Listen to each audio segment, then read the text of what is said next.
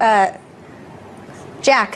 I'd like to bring you in here on the intelligence community side of Pakistan. I mean, like, you were just talking about it a minute ago before we went to the president's soundbite.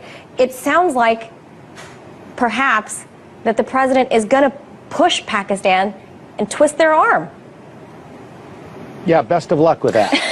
Because, I mean, it's never going to happen. Again, what we have new leadership in Pakistan right now, but you also understand that the power in Pakistan is always the army. Yeah. It's always the military. And you have the intelligence community on the other side of this, and they are frequently in conflict. And at the same time, they have more terrorist events inside their own country than anything we have ever seen.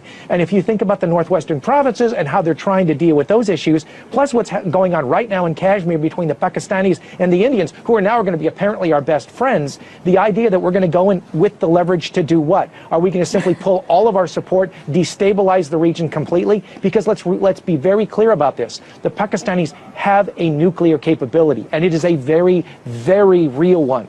And if they start to destabilize, there is a ripple effect across the entire region that can reach and elsewhere. If you're talking about trying to create something far more unstable than anything the North Koreans have ever even contemplated, guess what? You have found the perfect country to do it in, and that is Pakistan.